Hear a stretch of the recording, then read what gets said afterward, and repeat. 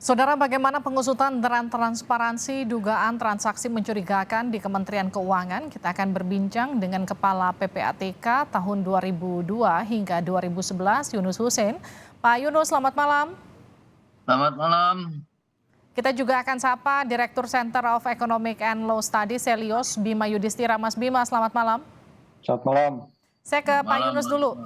Pak Ya. Yunus, Menteri Keuangan Sri Mulyani meminta PPATK membuka data terkait temuan transaksi janggal sebesar 300 triliun rupiah. Kalau Anda sendiri meresponnya seperti apa, Pak Yunus? Terima kasih. Jadi begini, memang harus dihadapi ini dengan kepala dingin. Kalau buka-bukaan belum tentu sesuai dengan ketentuan ya. Undang-Undang 8 2010 berikan kewenangan PPATK untuk memberikan pada penegak hukum atau instansi lain terkait dengan pencegahan, TPPU, dan tindak pidana terkait. Di produk PPATK itu saya boleh cerita ada 4. Pertama, informasi seperti pasal 90. Yang kedua ada hasil analisis ya, ada di pasal 44 dan 90, ada hasil pemeriksaan, ada rekomendasi. Nah, kalau yang diminta dibuka itu adalah hasil analisis, itu dengan hasil pemeriksaan sebenarnya sudah ada indikasi terjadinya tindak pidana. Sehingga yang paling tepat diberikan adalah penyidik saja. Seluruh penyidik di Indonesia bisa menyidik TPPU.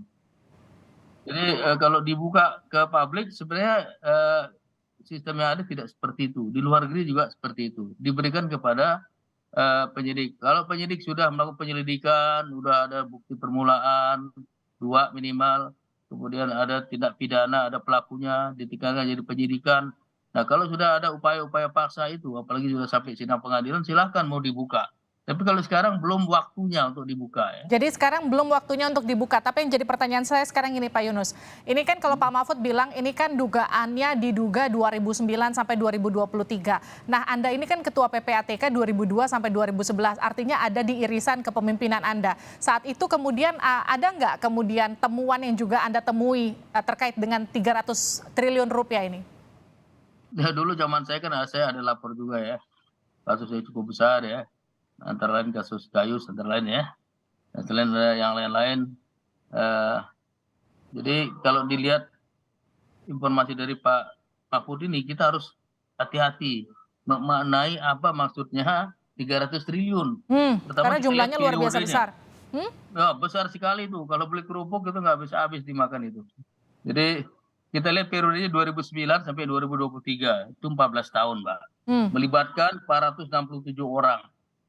Kemudian ada laporan-laporan yang masuk 197 transaksi mencurigakan dengan nilai total 500 triliun. Sebenarnya kalau mau tahu sistem yang ada, transaksi mencurigakan itu dari penyedia jasa keuangan, penyedia barang dan jasa atau reporting parties kepada PPATK, berhenti sampai di situ. PPATK tidak meneruskan transaksi keuangan mencurigakan, tidak pernah. PPATK meneruskan tadi informasi, hasil analisis, hasil pemeriksaan, atau rekomendasi. 4 itu aja produknya sesuai dengan Undang-Undang 8 2010. Nah, kalau lihat range-nya begitu luas, orangnya begitu banyak, dan transaksinya banyak sekali, frekuensinya, mutasinya begitu banyak, saya khawatir angka itu bukan angka final, bukan angka yang menunjukkan saldo yang sebenarnya, bukan menunjukkan nilai ataupun outstanding balance daripada pejabat itu. Saya khawatir juga bisa terjadi double counting, triple counting, karena periode yang begitu banyak, orang yang begitu banyak. Saya ambil contoh sederhana. Pada waktu saya dulu, ada kasus cuci uang, masuk ke pasar modal 2 miliar. Dia beli saham, BRI waktu itu, 2 miliar. Terus dia sembunyikan lagi hasilnya, dia jual, dia beli surat utang negara, 2 miliar juga setelah menjual saham BRI. Setelah itu jual lagi surat utang negara, beli Lipo Reksadana Mantap, Reksadana 2 miliar. Lalu pertanyaannya, berapa transaksinya? 6 miliar. Berapa nilainya? Cuma 2 miliar. Nah, saya takut terjadi double counting, triple counting seperti ini. Sehingga harus lihat case by case. Bagaimana kasus yang sebenarnya. Nah, pemahaman perlu dipahami sebaik-baiknya. Kalau terlalu besar, 500 triliun itu besar sekali. Saya ke Mas Bima ya, Pak Yunus. Mas Bima, bagaimana melihat, kalau Pak Yunus sendiri melihat ini kan takutnya ada double counting, terus kemudian memang pengusutannya butuh waktu karena rentang waktunya terlalu panjang. Tapi yang jadi pertanyaan kemudian bagaimana proses pengusutan yang seharusnya transparansi dugaan transaksi mencurigakan di Kementerian Keuangan nanti akan seperti apa ketika melakukan audit investigasi?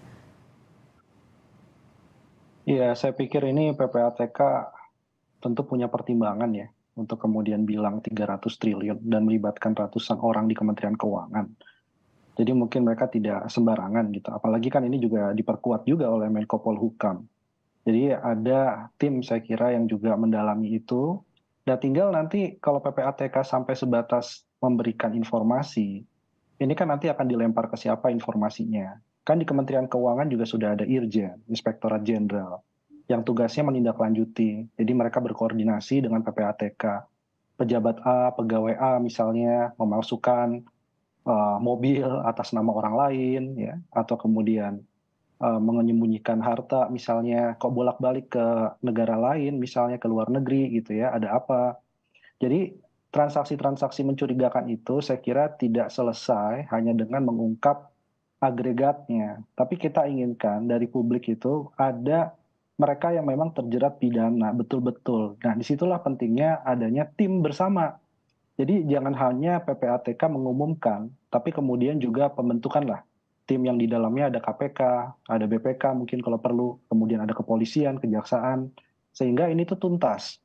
Kalau tidak tuntas, publik hanya melihat bahwa Kementerian Keuangan ini bobrok gitu. Hanya melihat bahwa selama ini pembayar pajak wajar tidak percaya pada institusi Tapi pemerintahan. dengan rentang waktu Ya. sepanjang itu Mas Bima, dengan nilai sebanyak itu melibatkan ratusan orang, proses investigasi, auditnya akan seperti apa? Ya tentu satu ada pembuktian terbalik, tapi itu semua harus diselesaikan dengan proses hukum yang ada gitu. Jadi saya juga sepakat, tidak kemudian langsung meminta dibuka saja 300 triliun gitu ya. Nanti kalau misalnya ternyata bukan pencucian uang bagaimana misalnya. Oke. Jadi harusnya nggak perlu itu, nggak perlu kemudian nama-nama ini. Dan itu bisa meningkatkan demoralisasi juga terhadap kinerja perpajakan kalau diumumkan secara gamblang. Apalagi pegawai pajak yang masih aktif. Kalau pegawai pajak yang sudah pensiun misalnya di rentang tahun investigasi dari PPATK, mungkin nggak jadi permasalahan. Tapi yang sedang bekerja, itu juga sekarang terganggu konsentrasinya. Jadi sebaiknya dari data 300 triliun tadi, itu dipanggil satu persatu, di tanggal berapa ada transaksi mencurigakan, pembuktian terbalik. Kalau dia tidak bisa membuktikan terbalik bahwa transaksi itu legal, transaksi itu sah dan bukan dari sumber uang-uang yang kemudian bertentangan dengan hukum, ya selesai di situ. Tapi kalau ada permasalahan yang sampai menyangkut pidana, uangnya dari suap misalnya, kemudian uangnya dari konflik kepentingan, ada saham misalnya ditemukan yang dimiliki oleh pegawai pajak, saham itu ternyata saham konsultan pajak yang kemudian rentan ada konflik kepentingan di situ, nah itu ditelusuri. Jadi kita tidak ingin sekedar bombastis atau heboh gitu ya mengungkap secara besar karena ini merusak citra pemerintah dengan 300 triliun itu angka yang tidak main-main. Tapi kita menginginkan siapa sih sebenarnya yang terlibat dan diungkap sejelas-jelasnya. Tapi yang kita inginkan yang sudah kemudian masuk dalam penyidikan yang jelas, ada buktinya. Nah itu yang masyarakat inginkan sekarang. Jadi harapannya kasus ini nggak berlarut-larut gitu ya. Harus ada ketegasan, kejelasan, jangan menjadi bola liar. Karena ini bisa tuduhan satu kementerian dan ini merusak saya kira di tengah. Betul, itu yang kemudian harus diklarifikasi dan dijelaskan juga proses auditnya dibuka setransparan mungkin. Pak Yunus, jadi seperti apa kemudian seharusnya mengungkap transaksi janggal 300 triliun rupiah ini supaya kemudian Kementerian Keuangan tidak dianggap satu kementerian yang dianggap masyarakat kementerian yang bobrok begitu karena terlalu banyak skandal belakangan ini. Jadi kalau laporan atau informasi itu diberikan kepada Menteri Keuangan, baik atas permintaan ataupun tidak, seharusnya Irjen harus memfollow up, ya, ada klarifikasi, verifikasi, dan memberikan feedback kepada PPATK. Biasa di lembar terakhir itu surat kita isikan formulir feedback. Kemudian katakanlah kalau ada indikasi pidana, misalnya gratifikasi, perlu didalami. Kalau memang ada indikasi seperti itu, minta penyidik untuk melakukan pendalaman. Dalam hal ini KPK ya. KPK melakukan pendalaman mencari bukti permulaan yang cukup, artinya 2 syaratnya menurut undang-undang. Kalau udah ada bukti permulaan berarti sudah ada tindak pidana. Oke. Pelakunya bisa ditingkatkan menjadi penyidikan. Disitulah penyidik mulai bergerak. Dan selain itu, PPATK selain memberikan kepada Menteri Keuangan bisa memberikan langsung kepada penyidik kalau memang itu ada indikasi pidana. Penyidik melakukan penyelidikan, mencari bukti permulaan, meningkatkan jadi penyidikan, prosesnya berjalan terus. Kurang lebih seperti itu yang harusnya dilakukan. Gitu. Baik, terima kasih telah bergabung bersama kami di Sapa Indonesia Malam, Pak Yunus dan juga Mas Bima. Terima kasih atas waktu. Sama-sama.